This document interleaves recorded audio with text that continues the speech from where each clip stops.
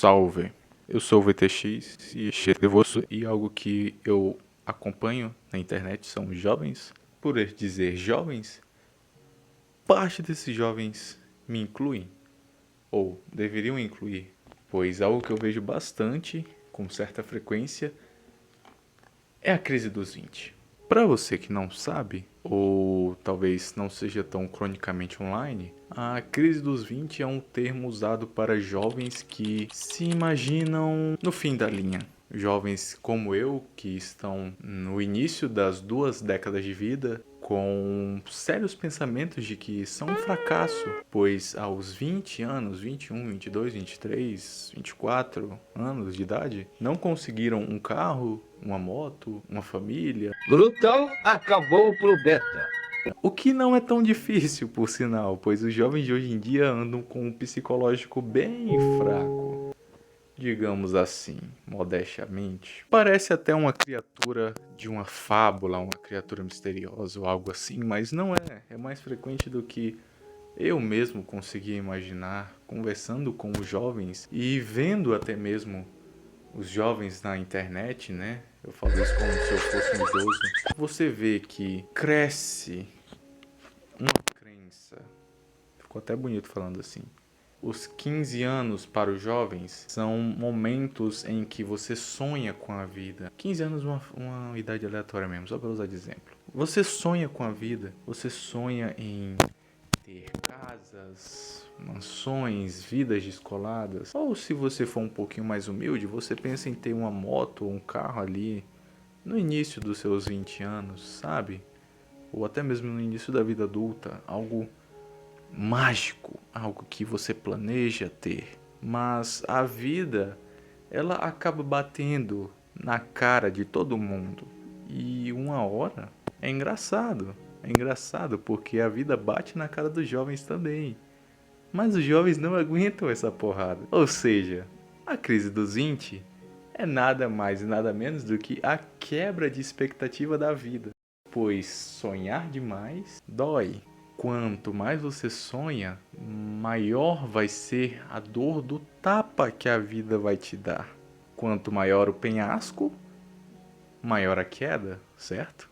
Você vê que tem uma certa pressão nos jovens, onde você vê muito papo de coach e muito papo motivacional de que você tem que conseguir as coisas, você tem que batalhar pelas coisas, mas que apenas batalhar acaba não sendo o suficiente, pois você batalha para atingir metas e você acaba não alcançando essas metas, então você fica com um sentimento de fracasso. E esse sentimento de fracasso faz você se sentir um fracasso. Olha só que maravilha, não é mesmo? Você se sente recolhido, você se sente mais contraído no seu casulinho, onde os seus pensamentos de será se eu devo continuar? Será se eu não desisto logo?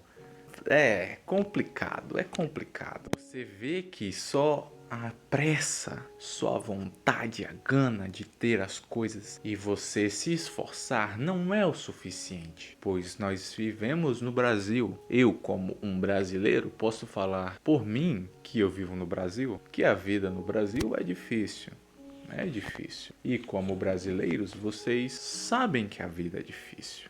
No Brasil é muito difícil, pois vivemos num país com uma grande inflação, um poder de compra um tanto quanto pífio, uma realidade meio asquerosa, né? Não vamos entrar em detalhes políticos, pois esse não é o foco. Mas o que acontece com o jovem de hoje em dia?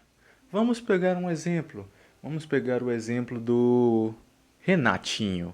Renatinho é um jovem que nasceu numa família humilde, uma família simples. Renatinho costuma abrir muito o seu Instagram e ele trabalha muito duro. Renatinho é um garoto que se esforça. Ele faz faculdade, ele trabalha, ele tem que sobreviver no Brasil. E um belo dia, Renatinho acaba abrindo o Instagram como sempre. E o que acontece com o Renatinho? Ele vê um garoto de 15 anos dirigindo um carro esportivo fantástico, um carro lindo, um carro maravilhoso. Renatinho olha para aquilo e fica: meu, eu vou conseguir alcançar isso um dia? Renatinho acha que não. E o que acontece? Renatinho começa a se cobrar. Ele começa a jogar toda a culpa dele em si, no mundo, no governo, nos pais, em tudo. Nada escapa. Nem Renatinho, nem nada. E isso é um dos sintomas da crise dos 20. Você fazer uma comparação com alguém que tem vantagem e se pôr no papel. No papel não, se pôr na mesma balança.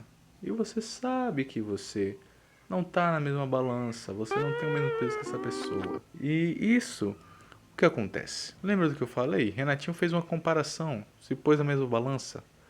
A comparação, em todos os aspectos da vida, é muito perigosa, é muito perigosa. Essa caveira significa perigo. Ouviram bem? Perigo.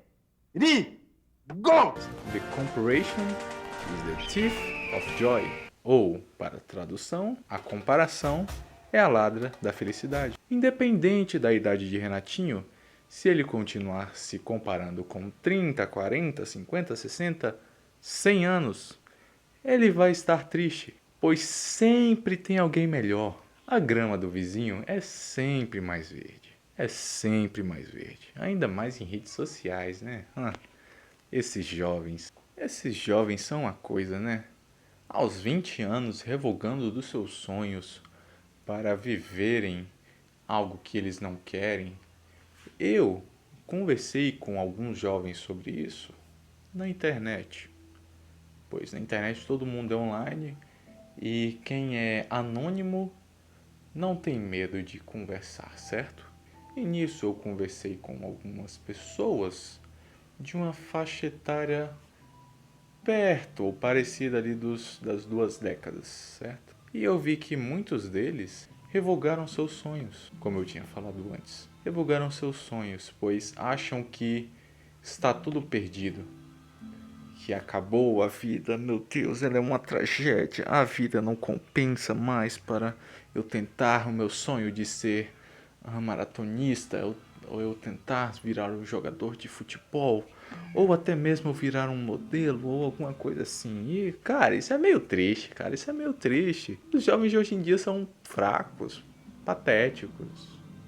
É paia, é paia. E você vê que isso vem de uma geração onde as pessoas conquistavam as coisas cedo. Não vamos generalizar tudo. Você vê um exemplo de pessoas que conquistaram as coisas cedo na vida. E essas pessoas não se tornaram milionários, bilionários, nem nada. Não, elas têm uma vida estável, elas têm uma família boa, elas têm algo ali que tá beleza. Mas você vê, os jovens botam ele nessa situação de dificuldade e eles só desistem, cara. Isso é meio patético, meio trágico. É triste falar isso. Pô, a gente mora num país com 200 milhões de pessoas e sei lá quantos milhões de jovens. Mas, sinceramente, cara, é paia. Você vê que os jovens estão até mesmo desistindo de relacionamentos. Não entendo isso. Você vê que, por causa de uma decepção amorosa, eu não vou mais me relacionar com ninguém. E eu vejo isso como um ato de desespero. Isso transparece muito desesperador, pois você vê ali uma pessoa se botando na situação de vítima. Ela é uma vítima. A vítima da sociedade, que foi maltratada e coitada dela. Mas isso é apenas uma forma de se esconder, uma forma de se omitir.